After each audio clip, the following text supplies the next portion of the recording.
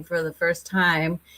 And so, we decided we would sponsor, and I was able to say, hey, we'll sponsor the pre-event mixer that you guys are organizing. And so we're excited to be a huge part of this inaugural grassroots conference. I'm glad you mentioned that, Jill. So Monica, can you hear me? I think you're muted. Yes, I can hear you. I wanted you to do the honors on this one. So Jill had mentioned we've got a pre-mixer now on February 1st, the night before the conference. IQVIA has stepped up. They're going to sponsor it. And did you want to announce the name? Did we decide on a name for that? Yes. So the name of this premixer is gonna be Sides Rocks Premixer, mixer by sponsored by IQVIA. Yep. So the Sites Rocks mixer, sponsored by IQVIA Technologies. And we talked about that yesterday. It's the coolest one. Tucson, Arizona is the home of the Global Gym and Rock Show. We just so happen to be sharing Tucson with the Global Gym and Rock Show. If you like shiny things, come on over to the Save Our Sites conference and then go get yourself a shiny thing. So Jill, could you introduce to the audience IQVIA Technologies and who they are, their organization, and maybe give a little background on that? Sure. I mean, I'll get it started. But a lot of people aren't aware that they think of IQVIA only as the CRO, as what we call R&DS, Research and Development Solutions. And that's the organization that sites really interact with a lot. They're running studies, and we have amazing site relationships with various level prime sites and things like that. But we're in IQVIA Technologies, and our products, we actually sell software products that are used by anyone. Sponsors buy them, and they use them to run their own studies. Now, our CRO also uses our products. They're one of our biggest customers. But we are separate from our CRO, and we operate independently. And so we're able to continue some of the great work that Liz started with drug dev. And really, I think we've continued to have a very site-focused development organization because it's where all the action happens. So out of curiosity, so what kind of technology does IQVIA Technologies offer to the sites right now? So maybe shall I answer for you, Jill? Yes. So there is a variety of things. I think one thing to be very clear is that IQVIA never. Oh, look at this! I like the comments. Yay! Thanks, Kelvin. But one thing, we never charge sites for our products. I think that is really important, and I think that I just want to call that out. But we have a number of products that can help sites through site activation on a study, some of the safety notifications. We do still a lot of the study payments and making sure there is a lot of transparency into that. I can't believe I hear from sites. I'm like, I got paid, but I got no idea what for. And so I don't know if it's enough or if I'm still owed money. I'm like, what? We got to fix that. I've got a story for you.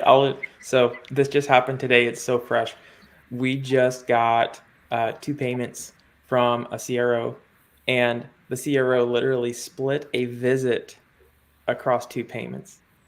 Oh, well, you've already worked that out. So I'm impressed that you've worked that out already. Well, and the thing is, it took us hours where we can't get these numbers to match. What's going on? Finally, we figured out what they did, but they took like visit 1 and they paid half of visit 1 on this side and half of visit 1 on the other side. So anyway, please continue. Well, on behalf of every CRO in the world, I apologize. That was one of the crazier ones. We've seen a lot of things. We've seen people put multiple studies on a single remittance like that, but I've never seen the visits actually get split.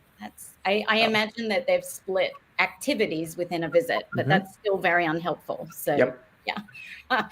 So we do offer a number of products. Some of them are used with patients, but what we do eventually want to talk about today is some new initiative we've got that we believe is going to help sites and other vendors, technology vendors in the industry. So we will slowly dig into that.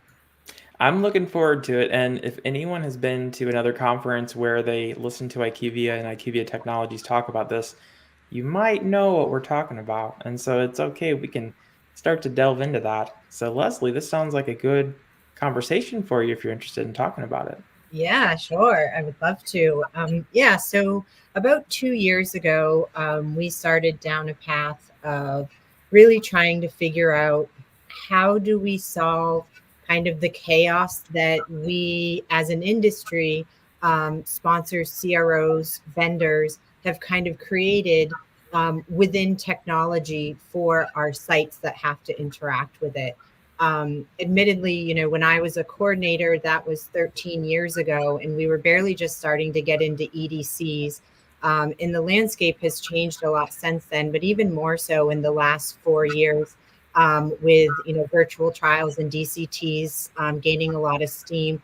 And it's just a ton of technology that has been thrown at sites. And so we hear, I want to be the sponsor of choice and I want to be the CRO of choice, or, I want to make sites' lives easier, but everybody's kind of functioning in silos. So you have a sponsor trying to make a really great experience for their own sites, and then another sponsor doing the same, or another CRO doing the same, or even vendors trying to solve this problem, but in their own world. And so we are taking the approach with this new product that we're calling One Home for Sites, where we say it doesn't matter who the sponsor is, who the CRO is, who the vendors are. How do we now bring this together so that regardless of who sites are working with, what products they're working on, what's involved in the clinical trial, they have really one place they can go to understand the information they need, understand the systems that are being used, understand what they need to do in these systems, right?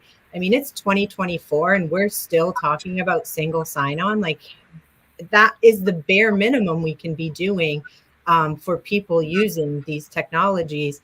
We're thinking even more than that. Now, can we tell them what they need to do? If you have to update a CV, if you have to process an invoice, if you have to answer a query, all of these different things, they're either getting emails or having to manually log into systems or getting pinged by their CRA.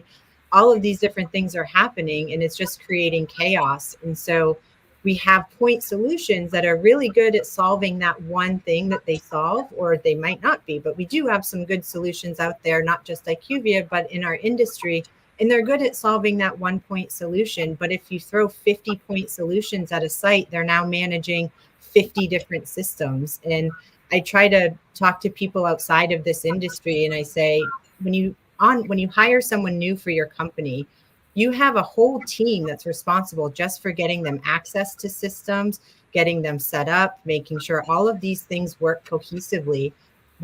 That's actually what's happening from what I'm hearing when I'm talking with sites. This is their world now. They're spending so much of this time just managing different systems, access, troubleshooting, help desk, right? Like tech support, all of these different things are coming into play. When, at least when I was a coordinator, I just want to work with my patients. That's where my passion is. I want to recruit patients. I want to help patients. How do we get sites in front of patients more and not behind a computer? Oh my gosh. So we have a lot of site representatives here. Mm-hmm. So site representatives out there, do you feel overburdened by tech from every sponsor? Yes. Yes, too much. Short answer is Very yes. much. Long answer, yeah, for sure. Yeah, and I'm curious too to hear like from other sides, like how are you guys managing that now? I mean, there's methods, but I mean, there's still people with the sticky notes, right? With their systems written down. There's a few tools out there here and there that are really fully fleshed out. It's challenging. It can become incredibly challenging as your teams grow and you're backing up other coordinators. Let's just grow. They never get smaller, and we keep getting bigger. Yeah, and Brad, to your point, right? Like there's, whether it's a sticky note or a spreadsheet or a Word doc or a OneNote or however all of this, or maybe some sort of password saver You're doing all these things, but then it's still quite a bit of setup even to get to that point initially, right? So I think the one differentiator that we're taking with One Home for Sites is we're trying to do as much of this as we can through integrations and having some key data points that we share as a kind of a entry point to surface or aggregate information, and then these data points in which other vendors and sponsors can feed, so that it makes sense when a site logs in, they see all their studies, all their sponsors, all their systems, all their tasks, but the lift is minimal. They're not having to go create these for every single study. Majority of it, we want to get to a point where they log in and most of it's already here. There may be gaps to fill here and there. We are going to always have new technology coming out. So we never think that this platform will ever stop growing.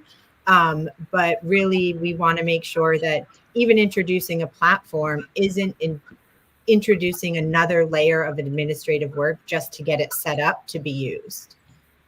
So this reminds me, do you remember the age of the 90s when you had the war of the web browsers? Yeah. Do you remember those? Like you had all of the Ask Jeeves and all of the Yahoos and all this stuff. And then all of a sudden there was something that came out called Metacrawler. And Metacrawler was designed so that you go onto the browser once and you type in something once and it searches every single browser at the same time. So Metacrawler hit. And then, of course, we know who won the browser wars and where that's going.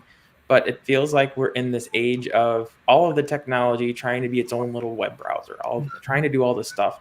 And so our sites are trying to have to navigate every single one of these technologies where they all have their own administrative credentials and everyone's siloed, like you had said. Mm-hmm. And then now it seems like with IQVIA One Home, we're trying to be like, okay, let's become that Metacrawler. Let's become that one-stop solution where we can just organize all of this stuff together so that sites don't spend half of their time just trying to navigate the administration of the tech. Mm-hmm.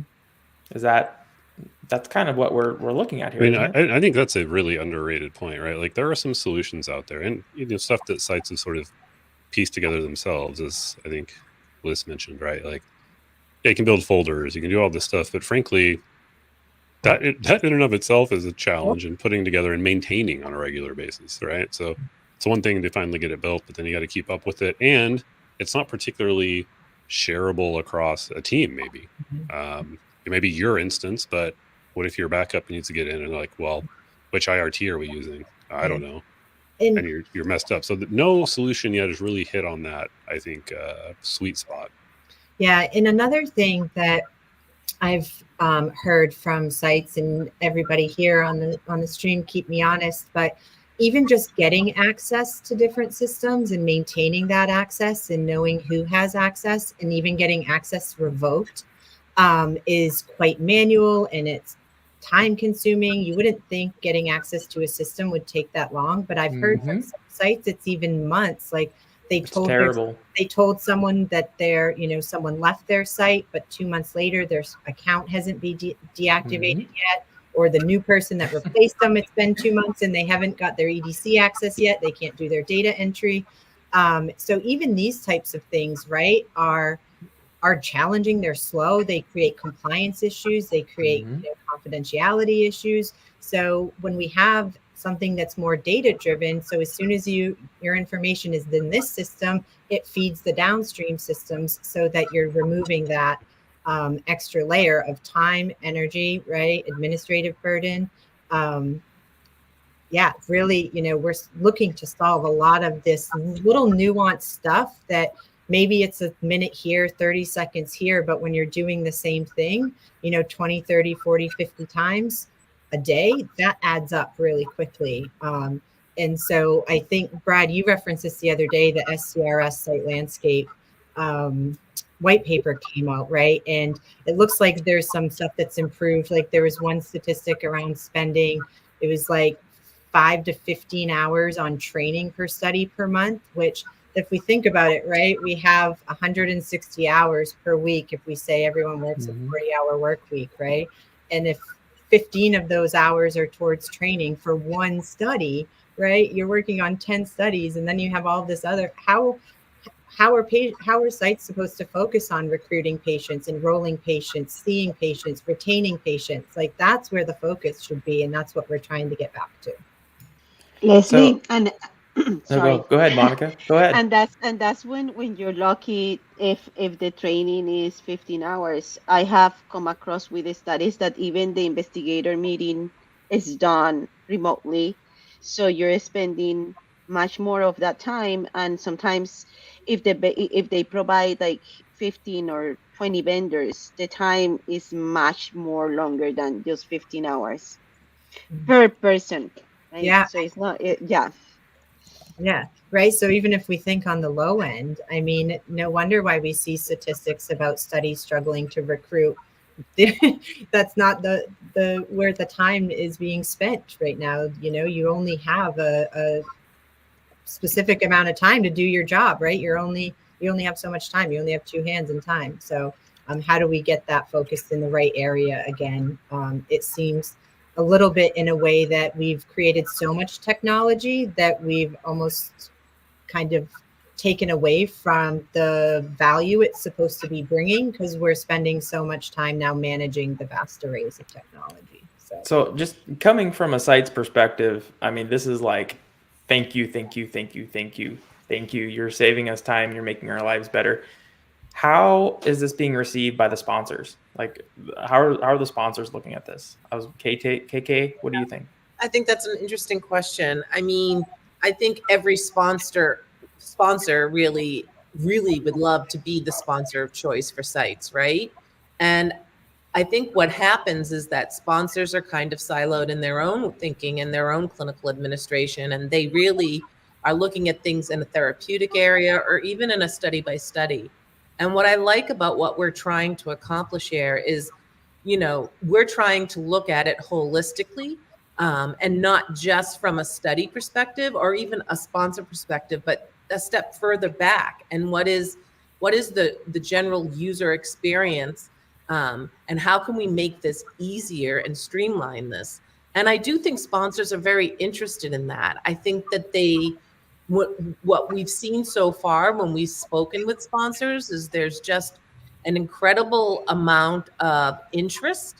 I think the thing that what we're trying to accomplish is really getting everyone to play a little bit in the same sandbox, right? So we're really trying to get all of the vendors on board as well, so that we really do look at this from a holistic perspective. But yeah, sponsors definitely, they definitely want to make the site's lives easier. But I don't think that they can do that alone, because they're just focused on what they're doing and what their studies are. And that's what I really like about what we're trying to accomplish here. So that was a really good point, KK, and something that I ran into. There was a platform that was a sponsor wants to do this platform for site payments. They set the site up, and of course, it's all based off of study contract, right? So you have the study contract, and here it is. So then you have sites they have to go in the same exact portal for different trials, and they have to have different logins.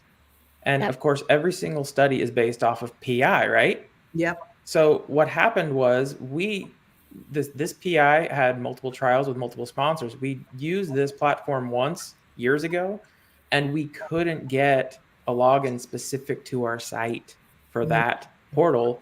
And so we actually had to go and contact, and just like what Leslie was saying, the thing is, it's not like sites can go to the vendor and say, hey, I need login credentials, take them away or give them. It's contact your CRA, and then have your CRA contact the sponsor, and then the sponsor will give the approval to give the credentials to the site, which takes so much time. And frankly, that's not something a sponsor should really be doing on a site level. I mean, sites need to be able to at least do something as simple as control their credentials. I mean, come on, that's a safety, security, HIPAA violation. It goes against ISO 9000 and all SOPs I've ever seen on tech protection. And we're not meeting that bar.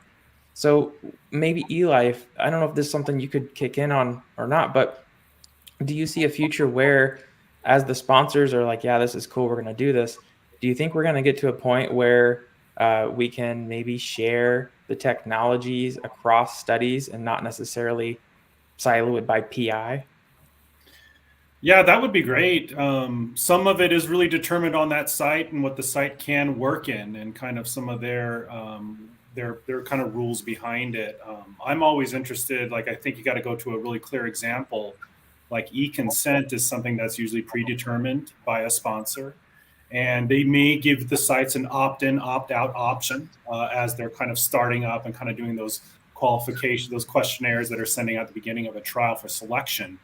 But I'm always interested, and I've talked to a number of sites, but I think my data set is a little low. I want to hear so much more, especially in Tucson, from sites that have thought about taking on this technology, because it's very accessible. It's very straightforward from applying the e-consent and taking that ownership. And the key stakeholder is the site. And so I think that's just the key point. Dr. Fox, what you're bringing up is so important, that we have that that buy-in and that input from the site on those different technologies. If we can get to that point where it's being more broadly used across studies, across different site networks. How can a site get access to this technology? Like, can they just do it even if they are not if the study or the sponsor is not providing it? Yeah, they can. I mean, the biggest competitor for e-consent is paper still. So we're kind of in that, let's get off of the analog and into the digital space here. And that's really clear for e-consent. And I think it's something that's very approachable. We're all kind of familiar with that Adobe sign, maybe, or you've experienced that kind of very straightforward. It's a great web-based interface. It's really quick and sleek. You don't have to have any kind of orientation. You just go through it. And so that's the idea, is that we make this very approachable. And it's definitely something that sites can take on themselves and mandate, hey, this is our e-consent, this is what we're using. And that's already kind of occurred in certain other different technologies, some of the e-regulatory space, some of the e-ISF kind of stuff that's out there. But definitely that's one of the things that I'm interested in getting that feedback from sites. So I wonder, and this may resonate from what Monica was saying, but how far along is One Home? Like, where are you now in your development, and where do you want to go with it? So Leslie, do you want to answer that question? Yeah. Sure. So like I said, we've been working on this for almost 2 years now. We are preparing for our first production beta release in a few weeks. We will be running our first kind of controlled pilot. Our CRO has chosen a handful of sites and studies to do a very small pilot for this period. And one of the things that I've heard from sites at different conferences is that we're forced to use technology, but we're not necessarily consulted about this technology through the design and the build. And then it lands on our doorstep and we have no input. We just have to use it and make do with how it works. And so with this product, and even across our organization, we're trying to be very focused on our users, and especially when it's impacting a site. So a lot of times the sites aren't the buyers of technology. They're forced to use technology dictated down from a sponsor or CRO. So even though maybe the sponsors are buying this, we want to make sure our end users, the sites, it's providing value to them. So even in this first beta release, we know firsthand it's not going to be a perfect experience for the sites. But before we kind of bring in 20 different systems and we start having all of these tasks and application libraries and all of this stuff rolling in, we want to make sure, hey, we have real users looking at real studies with real systems, interacting with it, and say, yep, this is working. I want to see it in this way. I want to interact in it this way, or this doesn't make sense, right? Being in product, I want you to hurt my feelings. Tell me what I'm not doing right. I love hearing great stuff, but I get a little skeptical because, not everything's always perfect. So especially in these early design and these beta phases. So we want to get it in the hands of sites. Over the 2 years, I've tried to recruit sites for kind of feedback programs and advisory board roles and connecting with them through different phases of our build, showing different prototypes, getting feedback on those. And I'll be doing a demo and we can talk, whoever's going to SOS, we can talk there, or we can connect offline.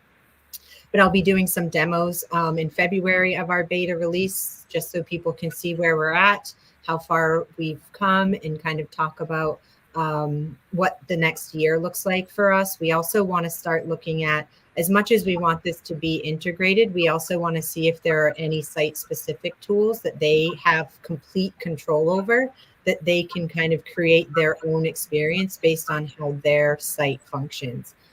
So really staying closely connected, getting this beta pilot, getting real users in, and then once we have the experience perfected, start bringing in all of the vendors and the studies and the data, right? So that we don't bring in too much a year later and then find out this isn't really what people want. It's not how they want to see it. And it's a lot harder to go back and pivot. So that's where we're at right now. Yeah, and I'll be honest, I had an opportunity to see it briefly. And to be really honest, at first, someone's like, hey, come take a look at this IQVIA one home. I was like, oh, I don't want to look at this. What are they trying to do? And I went and looked at it, and I was like, wow, okay, they're onto something here. So I hope, Leslie, to your point, like, and maybe Tucson's a great place for it, but sites, and you guys are wanting this feedback from sites. So this is an opportunity for sites to help build and guide this to get what they want, and what's going to be actually useful. So, I mean, that alone, I think, is worthy of some praise. I mean, not everybody does that, unfortunately. And I think you guys are very, uniquely, I think, positioned to do that when, you guys already have the familiarity of a lot of sites. So I think it's great, again, and I hope sites will take you guys up on that in terms of, not always being, be polite or not be polite, but you don't always have to be nice, right? Like tell them what's wrong with it. Have to be polite. We'll have some common courtesy, but I think it's an opportunity to, shoot down what doesn't work, so that, ultimately, if we want this adopted and to be useful, like we want it to be the best version of itself that it can be. And Brad, sorry, Liz, I just wanted to highlight that we want to make sure also that we're talking to all kinds of sites, not just big sites, academic sites, site networks. I worked at a smaller site. It was a more private site. We saw regular patients and we recruited for trials as well. But we want to make sure that all site voices are heard. And even if new sites, experienced sites, because people are going to interact with it based on experience levels or, the way their site is structured or, how they divvy up responsibilities. So maybe if you're a newer site or you feel like you're not experienced enough to, really have any feedback yet, that's certainly not the case. Come, talk to me. I want to hear how things are going, especially fresh people. You have a very different perspective coming into it. So please don't be afraid to reach out, and we can provide some ways for you to do that. Yeah, I will say that the smaller sites will give you more golden tokens when it comes to the feedback, because that's where they have the smaller sites have more challenges in that respect, right? Because if it's the bigger universities or the bigger networks have probably more access to more technology or more finance to do that, right? So I would highly recommend the smaller sites more than any others. Yeah. I just wanted to say thanks, Brad, for being polite when I dragged you over to the demo at the Fierce Clinical Summit. I'm not going to lie. I was like, oh no, what are these people going to show me? But I was pleasantly surprised, and hopefully you saw that on my face. Where I was like, oh wow, okay, this is like not at all what I expected. So ended up being really, really eye-opening. So thank you for that. And can we were pleased by your reaction to it. Go ahead, Les. Sorry, I was just going to say, because I think for this product to be successful, there's something that needs to be called out. Clearly here we are very focused on sites, and the product is designed to address like what we think is a huge issue for sites. I'm yet to meet a site that does not think this product should exist. But we also are trying to solve problems for other vendors and for the sponsors and other CROs. And I just want to call this out because people assume that we only want to do this for IQVIA studies, for IQVIA products, and that is not true. We are truly taking a position of thought leadership, and we truly believe we can help the industry make a difference here. And we want more of the tech vendors, we want more CROs, we want all the sponsors, we want everyone in on this. And so yes, clearly we're focused on the sites here, but we are also asking for all these other parties to come to the table and feed in at the stage the product is as well, because that is what is going to make this truly game changing for all of us. So I'm hoping, I think some vendors also join and are really supportive of Save Our Sites. And so I'll put it out there, get in contact. We want you in this ecosystem, because we are not trying to build all the e-consent tools that are available in the industry, or all of, the payments. Like, we understand every sponsor and every study has different needs. We're just trying to bring this together. And so I just really wanted to make that clear, just in case people were wondering. Liz, I was going to suggest you also that you can get the feedback from monitors, because they are tipping in both sides, right? With the sponsors and with the sites. And and at the end of the day, they are going to be reviewing also this, let's say, the ICFs. So they can give you also good feedback for your system. So we have an interesting question here, and this might be something that comes up. So when sites come to SOS, or when they talk to you about One Home, they're going to try to bin your technology into something that they understand. And here's a question here that I thought is, maybe you've gotten this before, but are we trying to talk about One Home as being almost like a CTMS platform for sites for clinical trial management with like reg ops and IP distribution and everything? Where would you and this was my favorite. Hopefully you'll be including SIP in your world of One Home. That's simply amazing. That's what I call it. But so the question is, so what is IQVIA getting into the CTMS platform market now, or where would this fall within a site premise for their technology, like how they would be planning their tech? So this is not a CTMS system. And so I don't know, Leslie, perhaps you're the best to most succinctly put forward where you would see this. Yeah. So I don't actually think there's a bucket for something like this. It doesn't exist yet, right? So this is something that's brand new. And it's not a point solution. And that's why I don't think there is a bucket for it.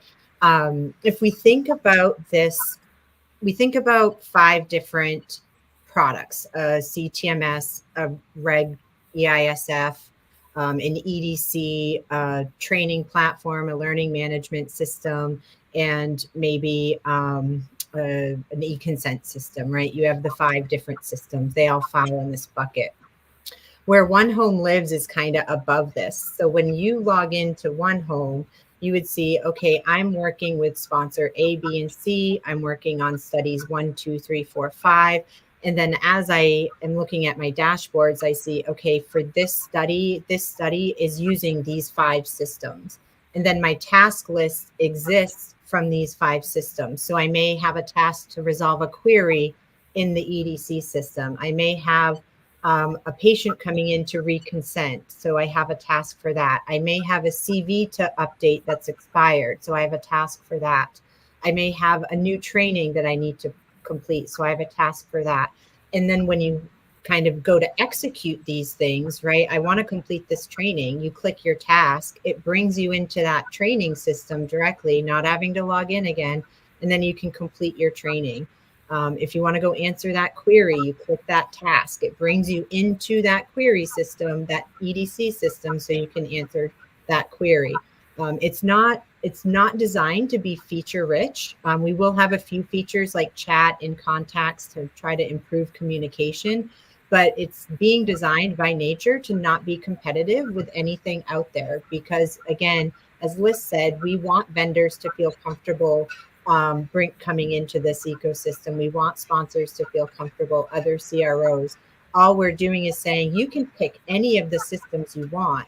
They're all going to feed One Home. The site comes to One Home and can decide how to start working and executing against the things they need to do for a clinical trial. So I don't necessarily think there's a bucket for something like this yet.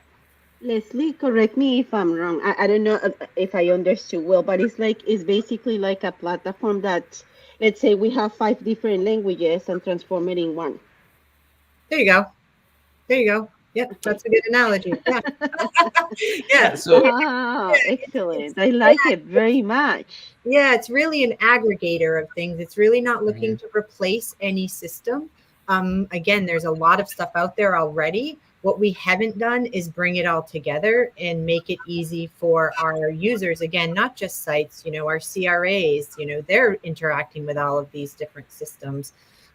Really any type of person that's working within these systems within terms of a clinical trial, we want to solve this problem for. So I just don't think we have a bucket for this yet. So in I was fact, just the most vendors you have, the merrier, because then you will have all those access to the sites. That's amazing. Congratulations. yeah, so Very it good. sounds almost like if I were, let's say if I were a coordinator or a regulatory person or whatever it might be, and I had to go through my day, I would have to go into my site CTMS platform to do everything internally on the internal site. And then I would have to go out and log into all of these different portals, depending on the trials that I've done. With One Home, it almost sounds like I'd have to go into my CTMS platform and do everything internally, and then go into One Home and do everything else. So you only have to worry about going 2 different places instead of one internal and then like spoken wheel all over the place. Yeah, and it even integrates with CTMS systems. So even if That at was some the next point you question. wanted to send all of your stuff, so you have all of your internal stuff in One Home as well. So So it's truly agnostic to Yep. who's coming in. And something you hinted at earlier that I'm kind of curious about is, so first of all, I love, and I know this isn't like your only way of hitting this, but the sort of bottom up approach, right? If like, look, sites are going to end up using this thing, so let's drive some excitement and some interest among the site community, which I think is really smart. But then, are you seeing the tide start to change? And maybe it's early, but in terms of vendors and other service providers wanting to be in, or do you think that continued site excitement will continue to drive more people onto the platform? KK, did you want to try and take this one? That's actually this question. We could amplify that, Brad. Are you sure you didn't type this one? Oh, I swear this question is the perfect one for KK too. So there you go. The KK, how is this going to play out? So who will be the adopters? Is it sites or sponsors? And what's the interoperability? How are we doing here?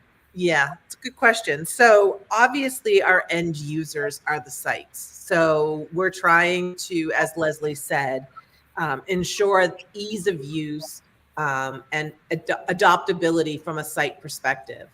The purchasers or the people that would be buying this technology are sponsors, could be CROs, our own sponsors. As what we're trying to do, and a lot of sponsors have tried to solve this problem for themselves. They've tried, but sponsors are in the business of making drugs. They're not in the business of making technologies. So they fall short, or it becomes so cumbersome. But a lot of sponsors really would like to create something like this for all of their studies. So what we're trying to say to them is, we've got it. All you have to do is purchase access. You give us the list of your vendors. We're targeting the big vendors, right? We want these big vendors, the ones that are used more often than not on so many studies, to be able to link into our system and integrate so that it's sponsor driven and CRO driven, and then the vendors come because it's part of a prerequisite to work with that sponsor or with that CRO, is that we need to make sure that it's interoperable with One Home. And can I add one other piece? There was a question there, KK, about ongoing studies and other technologies. So we have tested this with a very large technology vendor outside of IQVIA and a very small one to make sure that all the vendors this is actually possible technically for different sized companies. Because we think, just like we want lots of different types of sites, there's going to be lots of types of vendors. But as we roll this out, it is going to be initially starting off with new studies versus transitioning a study that already is ongoing because of the sort of technical complexity and change management associated with that. So I just wanted to sort of address that. Like we are approaching this with very realistic and achievable goals. And so that doesn't mean that day one, One Home for Sites will have every single vendor in there to make the site's life easier. It is going to just forever, every vendor that comes in, it's incrementally going to grow in value for everybody. So just to finish off some of So that. just kind of hang in there, be patient. This is a concept right now, and it's going to be growing. So don't expect. It's more than a concept. It's more than a concept. It's in beta. I have a question. Yeah. For example, if I mean, so is this going to be like for a site that has, let's say, 10 studies? Can the 10 studies be in there and be independently with each of the things, or do they have to have one of access for each study separately? No, it's one. It's one home, Monica. One home. Yeah, Not but 5 homes. One home. yeah, but I was thinking if it's one home for one study with, like, let's say a study that has 10 vendors, and then you have another study with other 10 vendors. Yeah. So Monica, if you are at the conference, you need that demo with Leslie, because what you will see is that you are able to go in. You could even just say, I don't know, if you're working with Novartis or GSK or Pfizer, you click on the sponsor and you can see all the studies, or you could search by just the studies you're working on, or you could search by a particular product. So there's an e-consent. We were talking about that before, and you want to look at all the activities you've got going on with an e-consent. There is only one login for you as the site. And this is where the single sign-on has been, coming in and sort of addressing, like that is the first step for all of this. You have one logon. Mm-hmm. That is it. Wow, that sounds really amazing. By the way, I used Drug Dev in the past, and I really liked it. Thank you. I think what's important to highlight too about the one login is that there are a lot of different single sign-on vendors out there, right? You could do like ExoStar or Okta, or maybe even some of internal SSOs. The way we've created this is that you don't even need to necessarily log in through OneHome. If you have an ExoStar account and ExoStar is plugged into our SSO, you can essentially authorize as a user through any type of SSO that you prefer. So I make the analogy, like when I go to log in to a new site, sometimes I get the option to either log in through Yahoo or Google or LinkedIn, or I can kind of choose the way or create an account with that actual site. I can do that too. But we're thinking about it, and you don't have to fit into our OneHome SSO box. If there's already an SSO in play, or you already have an SSO that you prefer to use, we can bring that as part of our kind of way to authorize yourself into the platform. So, and I called this, we're going to have a lot more to talk about than the time we have. We have 10 minutes left, and I totally never got to ask the question. And so we're probably going to spend the rest of the time on this. And I have one more question for you. Chris? I have a question if What do I you need? could. I haven't said anything. So this is kind of a tangent to the conversation, but real quick. So one of the panels that I'm on is e-source versus paper source, and I'm hoping one of you have some data on this.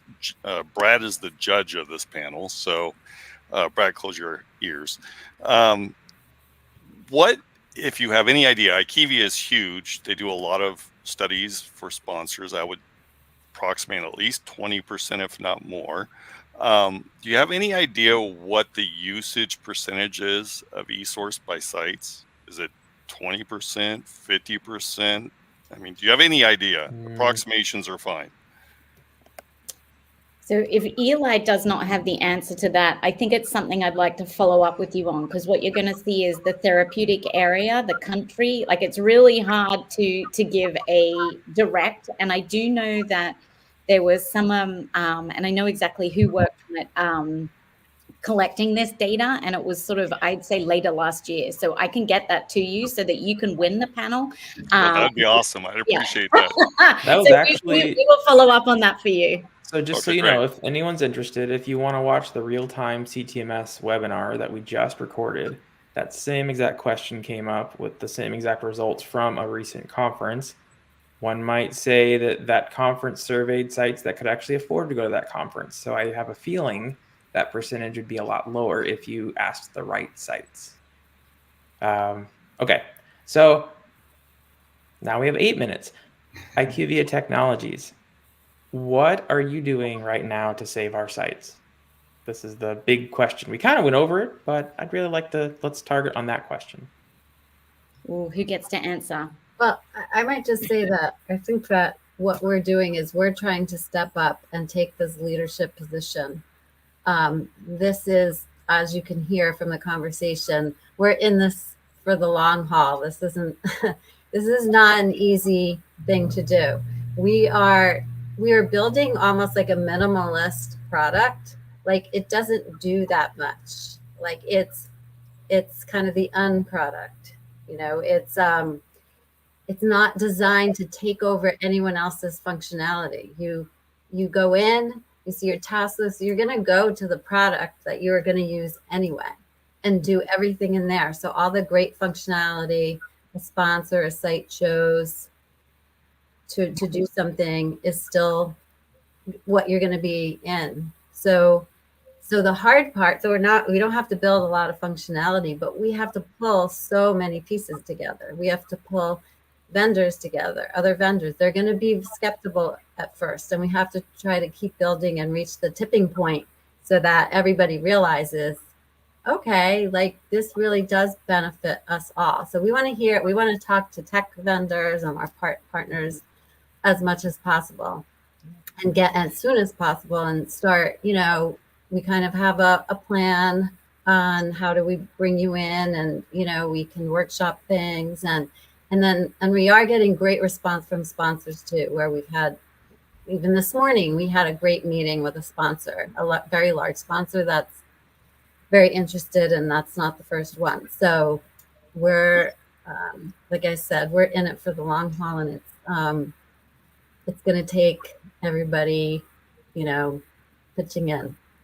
Yeah. I really like the simplicity, like you mentioned, and that's probably why it's been difficult for us to process it, because we're so used to everything so complex in this industry that when something is so simple, it's like, is this for real? Right? And it makes me think about cryptocurrency. I know it's totally different story, but it makes me think, like, for example, Ethereum, how it works, that all the other tokens can be in it, and it is offering something specific and simple. I really like it. Congratulations. Yeah. And I think what's important here is that the kind of technology burden or chaos or feeling of being overwhelmed is not new. This has been talked about for years at conference. How many conferences do we go to and we hear the same conversations over and over again? You can look on LinkedIn, you can go on Reddit, you can just talk to sites. Nobody's quiet about this issue. But we're really trying to solve this. And it's a very, like you said, Monica, a simple approach to solving this problem and really deadening that noise and making it easier to interact with technology and get the true value from the technology. So, you know, and we're doing that in partnership with sites, alongside sites. We're not thinking we know everything. We're not just listening to what sponsors tell us they want or what they're telling us sites want, or our CROs that want telling us what they want or what the sites want. So we're doing this alongside sites with input from sites and really making them a part of the process. I feel like as an industry, we haven't been good at that in the past in building these type of solutions.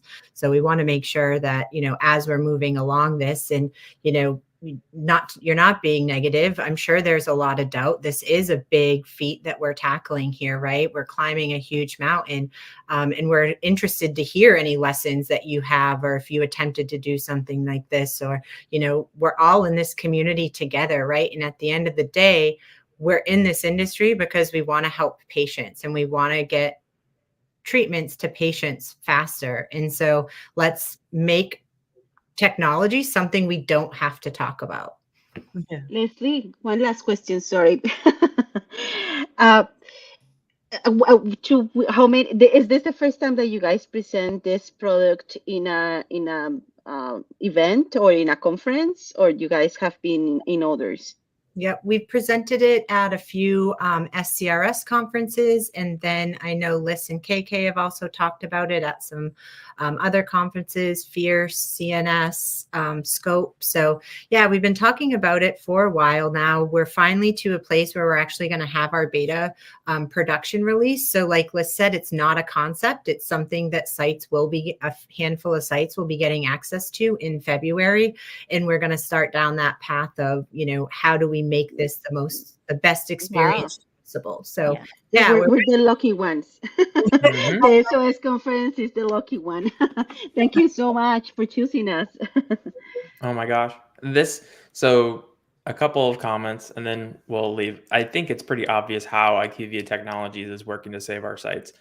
Not only are they trying to develop an efficient organizational structure so that we can put all of these different end user vendors together and under a single umbrella to save a ton of time and hours, to save a ton of frustration, but importantly, they are actually talking to the sites about developing it. That's the key. This is no longer top-down tech now. This is a collaboration between a technology company and the site community so that we can actually save our sites. Amazing. I love it. I see the claps. Yay. I wish we had little clap things in StreamYard. That'd be great. Okay, so we have to wrap this up. I have one more question.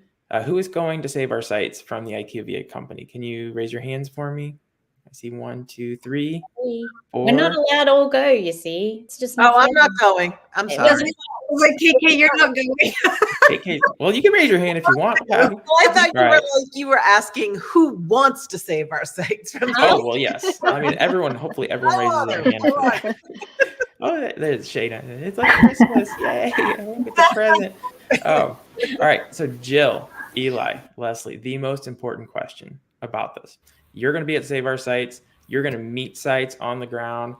Can you tell the audience right now something about yourself that is not research related as an icebreaker? A fun factor. Yikes. I'll go first. So I really, really enjoy playing darts. I've actually traveled to Vegas twice to watch the North American Championship, where the best European dart players and the best North American dart players play against each other. And if you've never watched a professional dart tournament or been to one, I highly, highly recommend it. Wow, nice. That's awesome. Wonderful. So Jill, Jill, you go last. Eli? Yeah, I just love, and I'm so happy that people are coming to Tucson because it's just a hiking paradise. So I love hiking all around Tucson. So if you have any questions about a quick fitness hike, something really challenging you can wake up early and do, I'm happy to fill in the blank there. So looking forward to being I'm a relentless booster of everything Tucson. So please. Wow. Wow. Man, hiking is no joke, man. Hiking can get pretty severe. That's pretty cool. Yeah. All right, Jill, can you tell us something about yourself? Well, I guess one of my current activities is being a relatively new grandma. And so I have 2 and a third on the way. So stop by table and I'll show you some pictures. And congratulations. Thank you. Oh my gosh. Yeah. So yeah. But I've been, marketing in the site area for a number of years. So I've met a lot of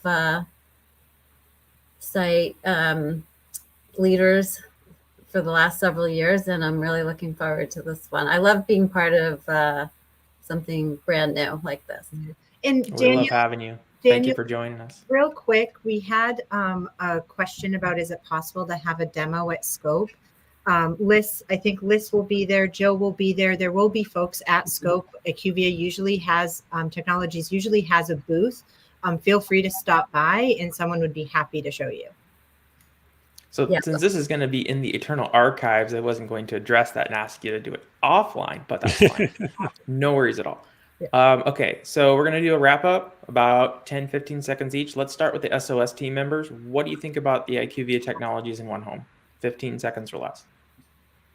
Yeah, I've seen it. I'm stoked on it. If you're a site, go give them some feedback so this can be useful for us as a site community. I'm excited about it. My staff will be there for my site, so I will be sending them to go test this out. I'm looking forward to using it in the future. Any vendor that can provide one login has my vote for usefulness. That's all it takes. I haven't seen the text, so I don't know.